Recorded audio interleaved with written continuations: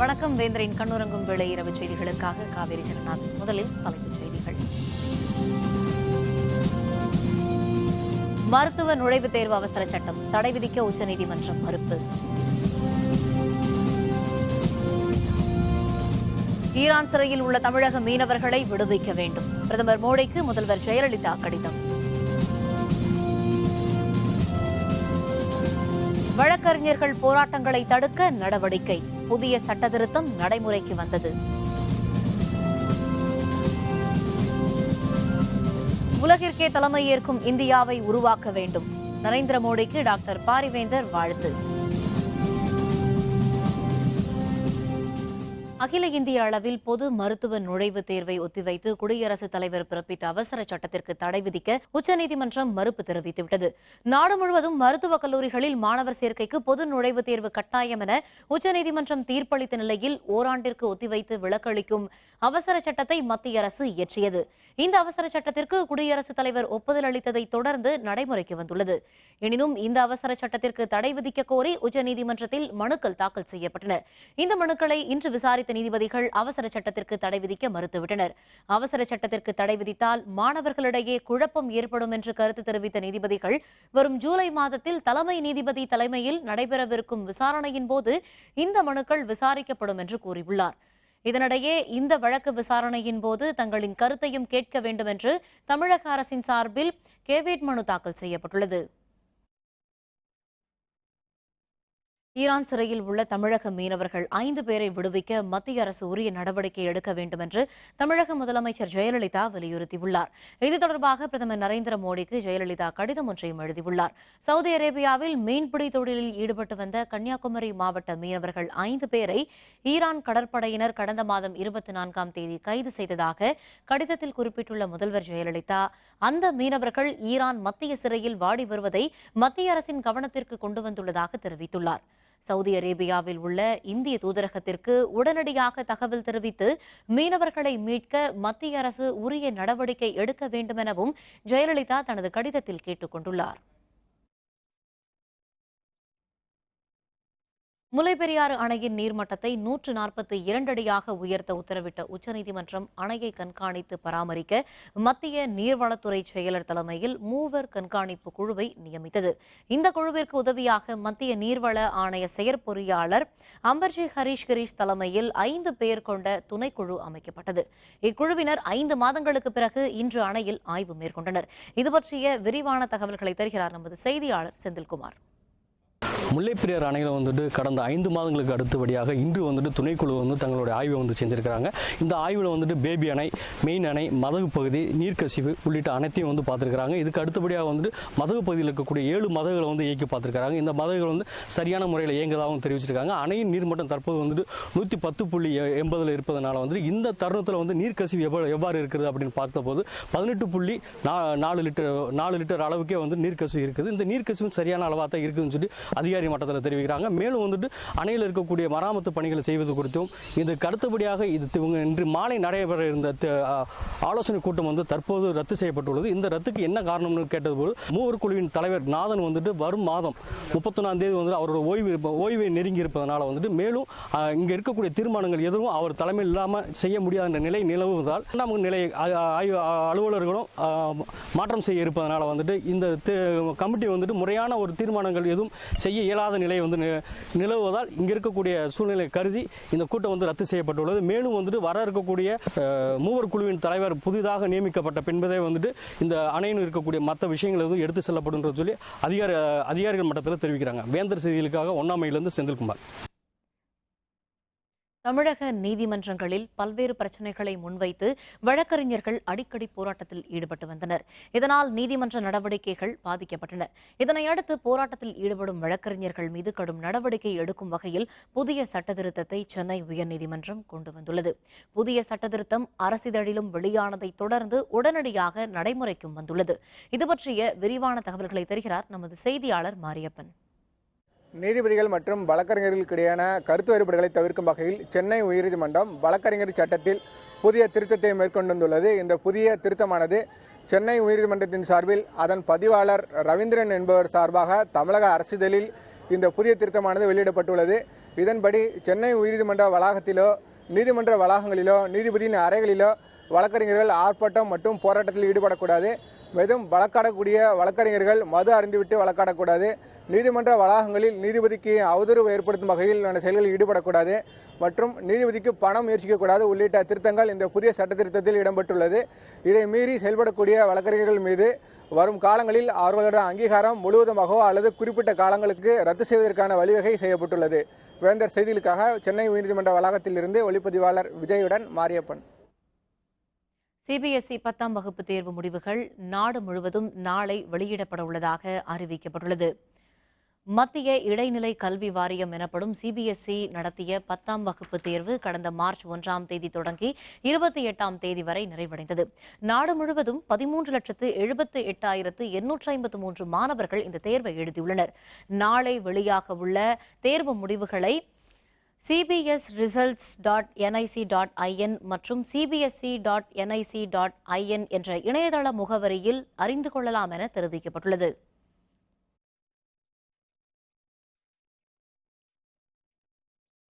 மேற்குவங்க மாநில முதலமைச்சராக பொதுமக்கள் முன்னிலையில் நடைபெற்ற பிரம்மாண்ட நிகழ்ச்சியில் மம்தா பானர்ஜி பதவியேற்றார். மேற்குவங்க மாநில சட்டப்பேரவைக்கான மொத்தமுள்ள 294 இடங்களுக்கு நடைபெற்ற தேர்தலில் 211 இடங்களை கைப்பற்றி ஆளும் திரிணாமுல் காங்கிரஸ் கட்சி அறுதி பெரும்பான்மை பெற்று ஆட்சியை தக்க வைத்துக் கொண்டது. இதனையடுத்து 2ஆம் முறை முதல்வராக மம்தா பானர்ஜி இன்று மீண்டும் பதவியேற்றுக் கொண்டார். கொல்கத்தா ரெட் ரோட் பகுதியில் அமைக்கப்பட்டிருந்த பிரம்மாண்ட மேடையில் முதல்வர் மம்தா பானர்ஜி மற்றும் 41 அமைச்சர்களுக்கு ஆளுநர் கேசரிநாத் திரிபாதி பதவி பிரமாணமும் ரகசிய காப்பு பிரமாணமும் செய்து வைத்தார். பதவியேற்பு விழாவில் மத்திய அமைச்சர் அருண்ஜேட்லி, பூடான் பிரதமர் ஷெரின் டோப்கே, பீகார் முதல்வர் நிதிஷ்குமார், தில்லி முதல்வர் அரவிந்த் கெஜ்ரிவால், உத்தரப்பிரதேச மாநில முதல்வர் அகிலேஷ் யாதவ், ராஷ்டிரிய ஜனதாதளம் கட்சியின் தலைவர் லாலு பிரசாத் யாதவ் உள்ளிட்ட பலரும் கலந்து கொண்டனர். பதவியேற்பிற்கு பின் செய்தியாளர்களுடன் பேசிய மம்தா பானர்ஜி, பாரதிய ஜனதாவிற்கு எதிராக அமைக்கப்பட்டுள்ள நிதிஷ்குமார் மகா கூட்டணியில் சேர தயாராக இருப்பதாக குறிப்பிட்டார். I am always a less important person. I am always a simple worker and I consider myself as a commoner. So I will help all of them, no problem. If anybody wants my help, but let me work simply for the people. I am dedicated for this cause. Bihar की जनता के बाद जो यहाँ बना है गठबंधन, ममता दीदी को सरदार जो इतना बड़ा शानदार जीत हुआ है यहाँ, और हम लोग अलर्ट थे, तो यहाँ के सभी लोगों ने உலகிற்கே தலைமை ஏற்கும் இந்தியாவை உருவாக்க வேண்டும் என்று பிரதமர் நரேந்திர மோடிக்கு இந்திய ஜனநாயக கட்சியின் நிறுவனர் தலைவரான டாக்டர் பாரிவேந்தர் வாழ்த்து தெரிவித்துள்ளார். மத்தியில் ஆட்சி பொறுப்பேற்று 3ஆம் ஆண்டில் அடியெடுத்து வைத்துள்ள பிரதமர் நரேந்திர மோடியை பாராட்டி அறிக்கை ஒன்றை டாக்டர் பாரிவேந்தர் வெளியிட்டுள்ளார். பிரதமர் நரேந்திர மோடி தலைமையிலான மத்திய அரசு நவீன இந்தியாவை உருவாக்கும் நோக்கில் எண்ணற்ற திட்டங்களை நாட்டுக்காக அர்ப்பணித்துள்ளது என்று குறிப்பிட்டுள்ள டாக்டர் பாரிவேந்தர், தூய்மை இந்தியா திட்டம், முத்ரா திட்டம், மக்கள் நிதி திட்டம், எரிவாயு நேரடி மானிய திட்டம், மேக் இன் இந்தியா திட்டம், டிஜிட்டல் இந்தியா திட்டம், ஸ்மார்ட் சிட்டி திட்டம் என எண்ணற்ற திட்டங்களை மிக சிறப்பாக மத்திய அரசு செயல்படுத்தி வருவது பாராட்டுக்குரியது என தெரிவித்துள்ளார். இதுபோன்ற திட்டங்களால் ஒவ்வொரு இந்தியனும் தங்களின் எதிர்காலத்தின் மீது பெரும் நம்பிக்கை கொண்டு உழைத்து நாட்டை முன்னேற்ற பாதையில் கொண்டு செல்வார்கள் என்று நம்பிக்கை தெரிவித்துள்ள டாக்டர் பாரிவேந்தர், அதேவேளையில் மத்திய அரசு தமிழகத்தின் மீது அதிக அக்கறை காட்டி தமிழக மீனவர் பிரச்சினை, காவிரி முல்லை பெரியாறு நதிநீர் பிரச்சினைகளில் நேரடியாக தலையிட வேண்டும் என்றும் கேட்டுக்கொண்டுள்ளார். இனி வரும் ஆண்டுகளிலும் நரேந்திர மோடி தலைமையிலான மத்திய அரசு நாட்டின் வளர்ச்சிக்காக பல்வேறு முன்மாதிரியான திட்டங்களை முன்னெடுத்து விரைந்து முடித்து அனைத்து துறைகளிலும் வளர்ச்சியடைய வேண்டும் என்று குறிப்பிட்டுள்ள டாக்டர் பாரிவேந்தர், உலகிற்கே தலைமையேற்று வழிநடத்தும் நாடாகவும் இந்தியா விளங்க வேண்டுமென பிரதமர் மோடி மற்றும் அவருடைய அமைச்சரவைக்கும் வாழ்த்துக்களை தெரிவித்துள்ளார். மாநிலங்களவை தேர்தலில் போட்டியிடும் அதிமுக வேட்பாளர்கள் இன்று வேட்புமனு தாக்கல் செய்தனர். மாநிலங்களவையில் தமிழக உறுப்பினர்களுக்கான பதவிக்காலம் முடிந்ததை தொடர்ந்து அந்த பதவிகளுக்கு வரும் 11ஆம் தேதி தேர்தல் நடைபெறுகிறது. இதில் அதிமுக சார்பில் ஆர் வைத்திலிங்கம், ஏ நவநீத கிருஷ்ணன், ஏ விஜயகுமார், எஸ்.ஆர். பாலசுப்ரமணியன் ஆகியோர் போட்டியிடுவார்கள் என்று அக்கட்சியின் தலைமை அறிவித்தது. இதன்படி வேட்பாளர்கள் 4 பேரும் தேர்தல் அலுவலரும் சட்டப்பேரவை செயலருமான ஏ.எம்.பி. ஜமாலுதீனிடம் தங்கள் வேட்புமனுக்களை அடுத்தடுத்து தாக்கல் செய்தனர். பிரதமர் நரேந்திர மோடியின் 2 ஆண்டு ஆட்சியில் இதுவரை 59 திட்டங்கள் நிறைவேற்றப்பட்டதில் 31,000 கோடி பேர் பயனடைந்துள்ளதாக மத்திய பாதுகாப்புத்துறை அமைச்சர் மனோகர் பாரிக்கர் தெரிவித்துள்ளார். சென்னை தியாகராய நகர் பகுதியில் நடைபெற்ற பாரதிய ஜனதா கட்சி பொதுக்கூட்டத்தில் அமைச்சர் மனோகர் பாரிக்கர், பாரதிய ஜனதா தேசிய செயலர் ராஜா, கட்சியின் தமிழக தலைவர் தமிழிசை சவுந்தரராஜன் உட்பட பலர் கலந்து கொண்டனர். முன்னதாக செய்தியாளர்களுடன் பேசிய பாரிக்கர், தென் மாநிலங்களில் மின் பற்றாக்குறையை போக்கும் வகையில் முதன்முறையாக புதிய மின் வழித்தடங்கள் அமைக்கப்பட்டுள்ளதாக தெரிவித்தார். Pleased to tell you that 59 schemes of government have already been transferred to this cash benefit transfer through Aadhaar card, Jan Dhan Yojana and the mobile connectivity has resulted into 31 crore beneficiaries getting 61,300 plus crores. தமிழகத்தில் அடுத்த 24 மணி நேரத்தில் கோடை மழை பரவலாக பெய்ய வாய்ப்புள்ளதாக சென்னை வானிலை ஆய்வு மையம் தெரிவித்துள்ளது. சென்னையில் செய்தியாளர்களுடன் பேசிய வானிலை ஆய்வு மைய இயக்குநர் எஸ். பாலச்சந்திரன், தமிழகத்தின் பல்வேறு பகுதிகளில் அடுத்த 24 மணி நேரத்தில் கோடை மழை பெய்ய தொடங்கும் என்று தெரிவித்தார். சென்னையில் மாலை அல்லது இரவு நேரங்களில் கோடை மழைக்கு வாய்ப்பிருப்பதாக மேலும் தெரிவித்த அவர், தமிழகம் முழுவதும் அடுத்த 3 நாட்களுக்கு இயல்பை விட வெப்பநிலை அதிகரித்து காணப்படும் என்றும் தெரிவித்தார். கடந்த 24 மணி நேரத்தில் சாத்தூரில் அதிகபட்சமாக 5 சென்டிமீட்டர் மழையளவு பதிவாகியுள்ளதாக தெரிவித்த அவர், மானாமதுரையில் 3 சென்டிமீட்டரும், திருப்புவனத்தில் 2 சென்டிமீட்டரும், ஈரோட்டில் 1 சென்டிமீட்டரும் மழையளவு பதிவாகியுள்ளதாக மேலும் தெரிவித்தார். வெப்பச்சலனத்தின் காரணமாக கடந்த 24 மணி நேரத்தில் தமிழகத்தில் ஓரிரு இடங்களில் மழை பெய்துள்ளது. அடுத்து வரும் 2 தினங்களுக்கு இடியுடன் கூடிய கோடை மழைக்கு தமிழகத்தில் ஓரிரு இடங்களில் வாய்ப்பு உள்ளது. சென்னை பொறுத்தவரையில் மாலை அல்லது இரவு நேரங்களில் கோடை மழைக்கான வாய்ப்பு உள்ளது. அதிகபட்ச வெப்பநிலையானது இயல்பை விட 1 to 2 டிகிரி அதிகமாக பதிவாவதற்கு வாய்ப்பு உள்ளது. வடகிழக்கு மாநிலங்களின் உள்கட்டமைப்பை மேம்படுத்துவதே மத்திய அரசின் முக்கிய நோக்கமாக உள்ளதாக பிரதமர் நரேந்திர மோடி தெரிவித்துள்ளார். பிரதமர் நரேந்திர மோடி தலைமையிலான மத்திய அரசு 3ஆம் ஆண்டில் அடியெடுத்து வைத்ததையொட்டி நாடு முழுவதிலும் உள்ள முக்கிய நகரங்களில் பாரதிய ஜனதா கட்சி பல்வேறு நிகழ்ச்சிகளை நடத்தி வருகின்றது. அதன் ஒரு பகுதியாக வடகிழக்கு மாநிலங்களில் ஒன்றான மேகாலயாவின் தலைநகர் ஷில்லாங்கில் நடைபெற்ற கூட்டத்தில் பிரதமர் நரேந்திர மோடி கலந்து கொண்டார். அந்த மாநிலத்தில் 3 ரயில் சேவைகளை தொடக்கி வைத்து பேசிய அவர், தெற்காசியாவின் நுழைவு வாயிலாக வடகிழக்கு மாநிலங்கள் விளங்குவதாக குறிப்பிட்டார். வடகிழக்கு மாநிலங்களில் சாலை, ரயில், மின்சாரம் மற்றும் தகவல் தொடர்பு உள்ளிட்டவற்றை மேம்படுத்த நடவடிக்கை எடுக்கப்பட்டு வருவதாகவும் பிரதமர் மோடி தெரிவித்தார். உதகையில் மலர் கண்காட்சி தொடக்கம். திரளான சுற்றுலா பயணிகள் பார்த்து ரசிப்பு. விவரம் விளம்பர இடைவேளைக்கு பிறகு.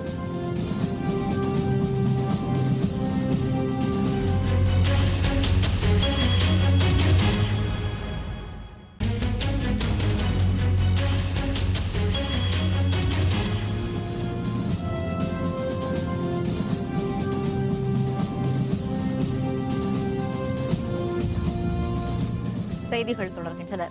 நரிக்குறவர் உள்ளிட்ட பல்வேறு ஒடுக்கப்பட்ட சாதிகளை பழங்குடியினர் பட்டியலில் சேர்த்த மத்திய அரசுக்கு இந்திய ஜனநாயக கட்சியின் நிறுவனர் தலைவரான டாக்டர் பாரிவேந்தர் பாராட்டு தெரிவித்துள்ளார். இதுபற்றிய அறிக்கை ஒன்றை டாக்டர் பாரிவேந்தர் வெளியிட்டுள்ளார்.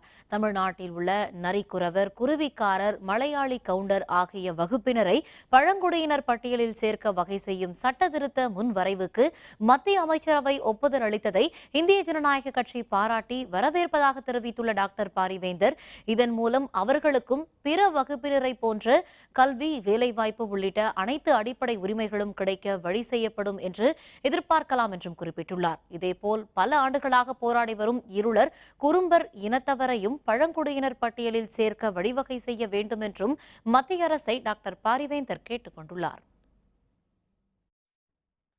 புதுச்சேரியின் முதல்வர் யார் என்பது பற்றி நாளை நடைபெறும் எம்எல்ஏக்கள் கூட்டத்தில் முடிவு செய்யப்படும் என்று புதுச்சேரி மாநில காங்கிரஸ் தலைவர் நமச்சிவாயம் கூறியுள்ளார்.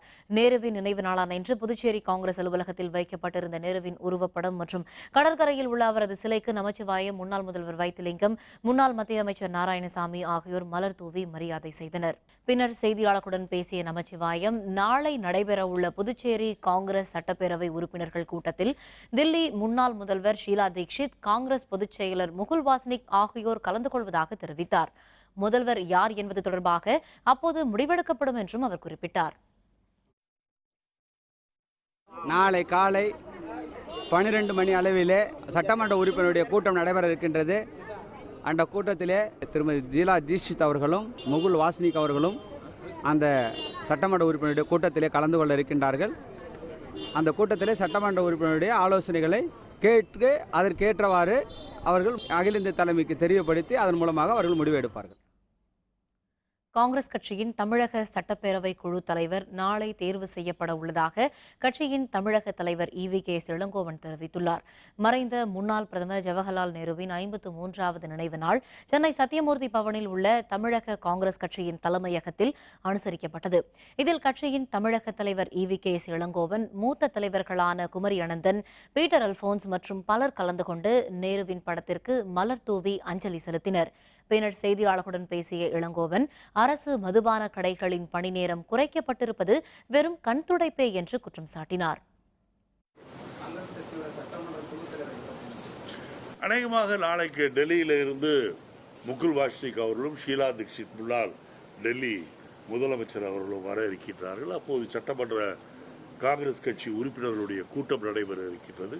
அந்த கூட்டத்தில் அநேகமாக முறையாக தேர்ந்தெடுக்கப்படுவார்கள் என்று. இரவு 10 மணிக்கு மூடுகின்ற கடையை 7 மணிக்கு மூடுவோம் என்று அறிவித்திருந்தால் நன்றாக இருந்திருக்கும். ஆகவே காலையில் மூடியிருக்கின்றேன் என்பது வெறும் கண்துடைப்பாகத்தான் நான் கருதுகிறேன்.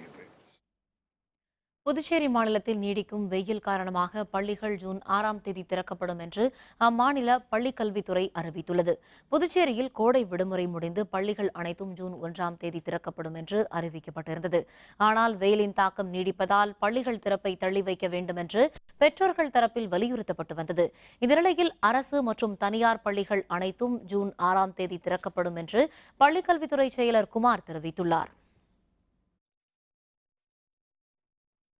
கர்நாடக மாநிலத்தில் பரவி வரும் பறவை காய்ச்சல் காரணமாக இந்த மாநிலத்தில் இருந்து கோழி மற்றும் கோழி தீவனப் பொருட்களுடன் வரும் லாரிகள் தமிழகத்திற்குள் அனுமதிக்கப்படுவதில்லை என்று தமிழக கால்நடை பராமரிப்புத்துறை இயக்குநர் ஆப்ரஹாம் கூறியுள்ளார். கர்நாடக மாநிலம் பீதர் மாவட்டத்தில் பறவை காய்ச்சல் பரவி வருகின்றது. இதனையடுத்து தமிழகத்தில் பறவை காய்ச்சல் தடுப்பு நடவடிக்கையாக எல்லையோரங்களில் சோதனை சாவடிகள் அமைக்கப்பட்டு கர்நாடக மற்றும் கேரள மாநில வாகனங்களுக்கு கிருமிநாசினி மருந்து தெளிக்கப்படுகிறது. கோயம்புத்தூர் மாவட்டம் வாளையாறு சோதனை சாவடியில் நடைபெற்று வரும் தடுப்பு நடவடிக்கைகளை தமிழக கால்நடை பராமரிப்புத்துறை இயக்குநர் ஆப்ரஹாம் நேரில் பார்வையிட்டார். பின்னர் செய்தியாளர்களுடன் பேசிய அவர், தமிழகத்தில் கோழி பண்ணைகள் அதிகமுள்ள நாமக்கல், கரூர் மாவட்டங்களில் கோழிகள் இறந்தால் உடனடியாக தகவல் அறிவிக்க வேண்டும் என்று தெரிவித்தார். கர்நாடக மாநிலம் பிடார் மாவட்டத்திலே ஏவியன் இன்ஃப்ளூயன்சா என்று சொல்லக்கூடிய பறவை காய்ச்சல் நோய் இருப்பதாக மத்திய அரசு அறிவிக்கை வெளியிட்டுள்ளது. அதனுடைய அடிப்படையிலே நமது தமிழகத்திலே இந்த நோய் பரவாமல் இருப்பதற்காக எல்லையை ஒட்டியிருக்கக்கூடிய அனைத்து இடங்களிலுமே சோதனை சாவடிகளை அமைத்து இந்த கிருமிநாசினி தெளிக்கும் பணியினை தமிழ்நாடு கால்நடை பராமரிப்புத்துறை மேற்கொண்டு வருகிறது. காஞ்சிபுரம் மாவட்டத்தில் பரனூர் சுங்கச்சாவடி அருகே ஒன்றன் பின் ஒன்றாக 7 வாகனங்கள் மோதியதில் 7 பேர் காயமடைந்தனர். இதனால் அந்த பகுதியில் போக்குவரத்து பாதிக்கப்பட்டது. செங்கல்பட்டு பரனூர் சுங்கச்சாவடி அருகே சென்ற கண்டெய்னர் லாரி ஒன்று ஓட்டுநரின் கட்டுப்பாட்டை இழந்து முன்னால் சென்ற மற்றொரு லாரி மீது மோதியது. இதைத் தொடர்ந்து பின்னால் வந்த கார் உள்பட பல வாகனங்கள் அடுத்தடுத்து மோதியது. இதில் காயமடைந்த 7 பேர் செங்கல்பட்டு அரசு மருத்துவமனையில் அனுமதிக்கப்பட்டனர். இந்த விபத்தால் திருச்சி சென்னை தேசிய நெடுஞ்சாலையில் 1 மணி நேரம் போக்குவரத்து பாதிக்கப்பட்டதால் வாகன ஓட்டிகள் அவதிக்குள்ளாகினர். மதுரை RR மண்டபம் பகுதியைச் சேர்ந்த இளைஞர் ஒருவரை அடையாளம் தெரியாத சில நபர்கள் வெட்டி கொலை செய்தனர். இது தொடர்பாக காவல்துறையினர் விசாரணை மேற்கொண்டுள்ளனர். மதுரை ஷினாநகர் பகுதியில் இன்று நண்பகல் இருசக்கர வாகனத்தில் சென்ற அம்பிகாபதி என்ற இளைஞரை வழிமறைத்த அடையாளம் தெரியாத சிலர் அவரை வெட்டி கொன்றனர். காவல்துறையினர் கொலை செய்யப்பட்டவரின் உடலை கைப்பற்றி உடற்கூறு ஆய்வுக்காக அனுப்பி வைத்ததுடன் கொலை பற்றி விசாரணையும் நடத்தி வருகின்றனர். தூத்துக்குடி மாவட்டத்தின் பல்வேறு பகுதிகளில் இன்று மாலை பலத்த காற்றுடன் கனமழை பெய்ததால் அந்த பகுதி மக்கள் மகிழ்ச்சி அடைந்தனர். தூத்துக்குடி மாவட்டத்தில் கடந்த சில நாட்களாக கோடை வெயிலின் தாக்கம் அதிகமாக இருந்து வந்ததால் மக்கள் மிகவும் அவதியுற்றனர். விவசாயிகளும் மழையை எதிர்பார்த்து காத்திருந்த நிலையில் இன்று நண்பகலுக்கு பிறகு மாவட்டத்தின் பல்வேறு பகுதிகளில் வானிலை மாறி கருமேகங்கள் சூழ்ந்தன. இதைத் தொடர்ந்து ஸ்ரீவைகுண்டம், செய்துங்கநல்லூர், ஆழ்வார் திருநகரி, குறும்பூர் உள்பட பல பகுதிகளில் பலத்த காற்றுடன் கூடிய கனமழை பெய்தது.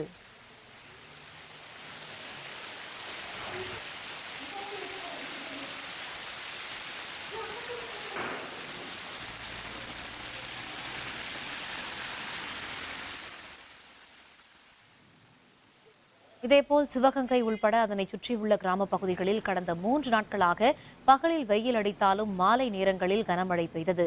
இன்று மாலையும் பலத்த காற்றுடன் கனமழை பெய்ததால் அந்த பகுதியில் குளிர்ச்சியான சூழல் நிலவி வருகிறது. தொடர் மழையால் அந்த பகுதி விவசாயிகள் மகிழ்ச்சி அடைந்துள்ளனர்.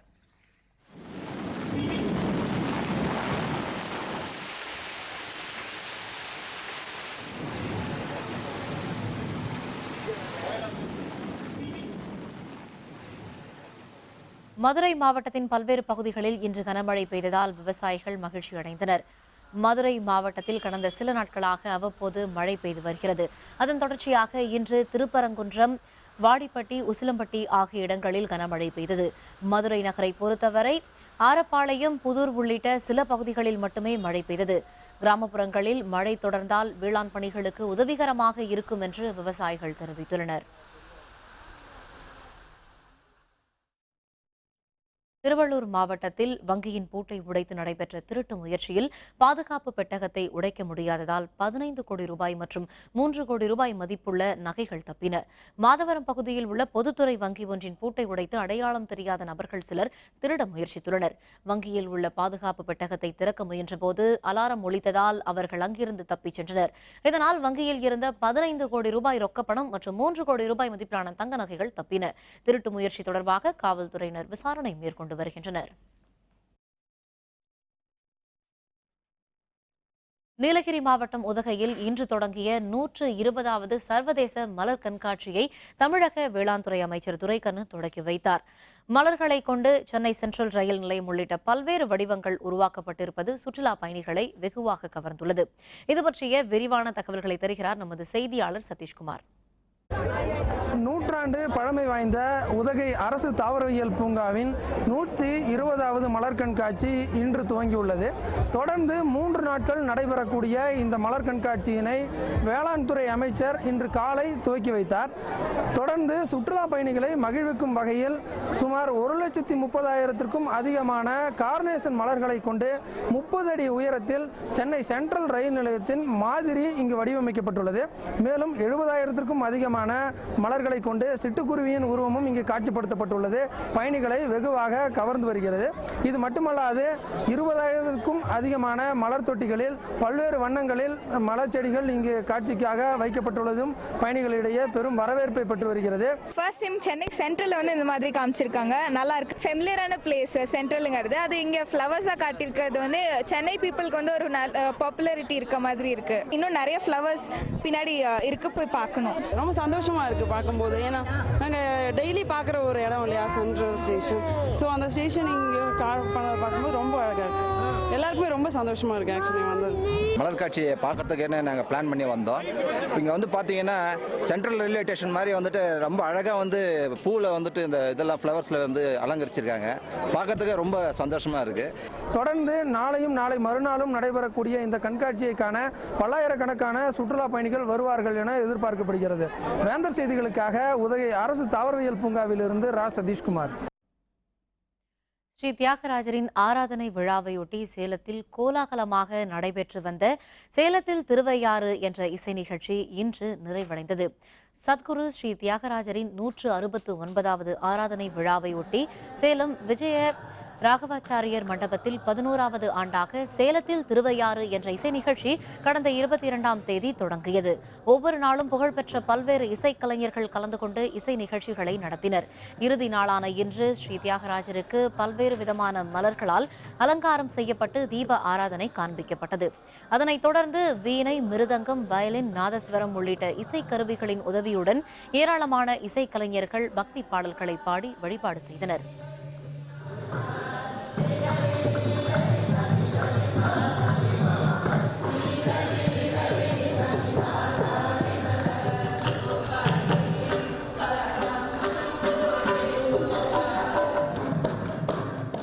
திருவையாறைப் போலவே இங்கும் பஞ்சரத்தின கீர்த்தனைகள் இசைக்கப்பட்டு அதற்கு பின் உற்சவ சம்பிரதாய கீர்த்தனைகள் இசைக்கப்படுகிறது. எல்லா விதமான வாத்திய கலைஞர்கள், வாய்ப்பாட்டு கலைஞர்கள் எல்லோருமே கலந்து கொண்டுள்ளனர். வெளியூரிலிருந்தும் சில வித்வான்கள் வந்துள்ளனர். இந்த வகையிலே இந்த விழா ரொம்ப சிறப்பாக நடைபெறுகிறது. இந்த வருஷம் இந்த விழாவில் சேலத்தில் திருவையாறு என்ற விழாவில் வந்து 440 குழந்தைகள் கலந்து கொண்டுள்ளார்கள். சென்னையில் திருவையாறு என்பது ரொம்ப வருடமாக நடந்துட்டு இருக்கு. ஆனால் வந்து இந்த 11 வருடங்களாக தான் நாங்கள் வந்து சேலத்து திருவையாறுங்கிறது நடத்திட்டு வரோம். அதுக்கு முன்னாடியே சேலத்து திருவையாறு நடந்துச்சு. ஆனால் இந்த 5 நாள் உற்சவமாக நாங்கள் கொண்டாடுறது வந்து இது 11 வருஷமாக பண்ணுறோம். சென்னைக்கு அடுத்து நான் வந்து தைரியமாக சொல்லுவேன், சேலத்தில் தான் இந்த அமோகமாக நடக்குதுன்னு. திருச்சி ஸ்ரீரங்கம் கோவிலில் வழிபாடு செய்வதற்காக கரூர் மாவட்டம் ஆர்டிமலை கிராமத்தைச் சேர்ந்த மக்கள் தங்கள் பாரம்பரிய முறைப்படி ஏராளமான மாட்டு வண்டிகளில் பயணம் செய்து திருச்சி வந்தடைந்தனர். அருள்மிகு பெருமாளை தங்கள் குலதெய்வமாக வழிபட்டு வரும் கரூர் மாவட்டம் ஆர்டிமலை கிராம மக்கள் பாரம்பரியமாக ஸ்ரீரங்கம் அருள்மிகு அரங்கநாத சுவாமி கோவிலுக்கு வந்து வழிபாடு நடத்தி வருகின்றனர். 5 ஆண்டுகளுக்கு ஒருமுறை மாட்டு வண்டிகளில் பயணம் செய்து இங்கு வருவதை அவர்கள் வழக்கமாக கொண்டுள்ள நிலையில் இந்த ஆண்டு 70 மாட்டு வண்டிகளில் 500க்கும் அதிகமானோர் ஸ்ரீரங்கம் வந்தடைந்தனர். இவர்கள் அனைவரும் 2 நாட்கள் ஸ்ரீரங்கத்தில் தங்கி சுவாமியை வழிபட்டு பக்தர்களுக்கு அன்னதானம் வழங்கிய பின் நாளை மறுதினம் சொந்த ஊர்களுக்கு புறப்பட்டு பயணத்தை நிறைவு செய்ய உள்ளனர். எங்கள் பாட்டன்கள் காலத்துலேருந்து எங்கள் குலதெய்வம் அவங்க கனவுல வந்து இந்த குலதெய்வ சாமி வந்து கனவுல சொன்னதுனால நீங்கள் வண்டி கட்டிட்டு வரணும் ஸ்ரீரங்கம் அப்படின்னு சொன்னதுனால அந்த மாதிரி பாரம்பரியமாக வந்துட்டுருக்கோம். ஆனால் 1 மாதம் வந்து விரதம் இருந்து இந்த குலதெய்வத்துக்கு வண்டியில் தான் வருவோம். இங்கே வந்து இங்கே பிறந்த பிள்ளைகள் எல்லாத்துக்குமே வந்து இங்கே தான் காது குத்துறது, மொட்டை எடுக்கிறது எல்லாமே இங்கே வந்து தான் செய்வோம். சாமி சொப்பனத்தில் சொல்லி 4 பேர்த்தையும் எல்லாத்தையும் கூட்டம் கூடுறது, நாங்கள் கூடி பேசி சாமி போய் பார்க்கலாம் சொன்னது நேசம் இப்படின்னு பார்க்குறது. அப்புறம் தான் உப்பு தொப்பில் விருந்து போட்டு புறப்பட்டு வர்றது. இங்கே வந்து சாமிக்கு போய் உண்டியல் செலுத்திட்டு அப்புறம் தான் வெளியே வர்றது. ஹிரோஷிமா சென்றார் அமெரிக்க அதிபர் ஒபாமா. குண்டு வீச்சில் இறந்தவர்களுக்கு அஞ்சலி. விவரம் விளம்பர இடைவேளைக்கு பிறகு.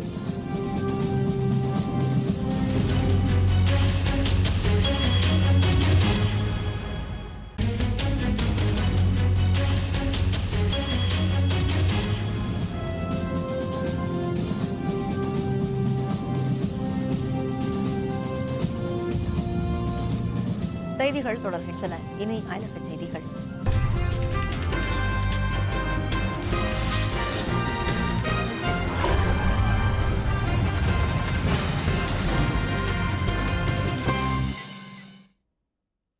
ஜப்பானின் ஹிரோஷிமாவில் உள்ள போர் நினைவிடத்திற்கு சென்ற அமெரிக்க அதிபர் ஒபாமா அணு ஆயுதங்கள் இல்லாத உலகை உருவாக்க அனைவரும் பாடுபட வேண்டும் என்று தெரிவித்தார். 2ஆம் உலகப் போரின் போது ஜப்பானில் உள்ள ஹிரோஷிமா, நாகசாகி மீது அமெரிக்கா வீசிய சக்தி வாய்ந்த குண்டுகளால் அந்த 2 நகரங்களும் பெரும் அழிவுக்குள்ளானது. அந்த குண்டுவீச்சின் பாதிப்புகள் இன்றும் தொடர்ந்து வரும் நிலையில் அமெரிக்கா ஜப்பானிடம் மன்னிப்பு கேட்க வேண்டுமென ஜப்பான் மக்கள் வலியுறுத்தி வருகின்றனர். அதற்கு அமெரிக்கா தொடர்ந்து மறுப்பு தெரிவித்து வரும் நிலையில் அதிபர் ஒருவர் ஹிரோஷிமாவில் உள்ள போர் நினைவிடத்திற்கு முதல் முறையாக சென்றுள்ளார். G7 மாநாட்டில் கலந்து கொள்ள ஜப்பான் சென்ற அமெரிக்க அதிபர் ஒபாமா ஹிரோஷிமா சென்று போரில் இறந்தவர்களுக்கு அஞ்சலி செலுத்தினார். ஜப்பான் பிரதமர் அபே அவருடன் கலந்து கொண்டார்.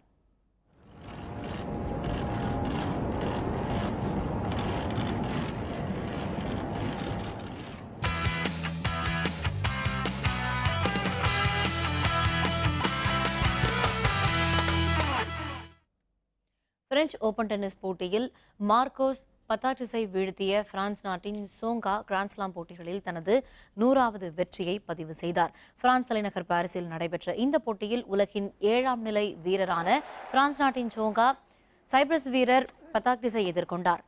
சுவாரஸ்யமாக நடைபெற்ற இந்த போட்டியில் சோங்கா 6-7, 3-6, 6-3 என்ற செட் கணக்கில் வெற்றி பெற்றார். இதன் மூலம் கிராண்ட்ஸ்லாம் போட்டிகளில் தனது 100வது வெற்றியை பதிவு செய்த அவர் இந்த தொடரில் கோப்பை வெல்ல முனைப்புடன் செயல்பட உள்ளதாக தெரிவித்தார். ஒலிம்பிக்கில் தனது நாட்டின் சார்பாக பங்கேற்பதே லட்சியம் என்றும் சோங்கா கூறினார். மீண்டும் தலைப்புச் செய்திகள்.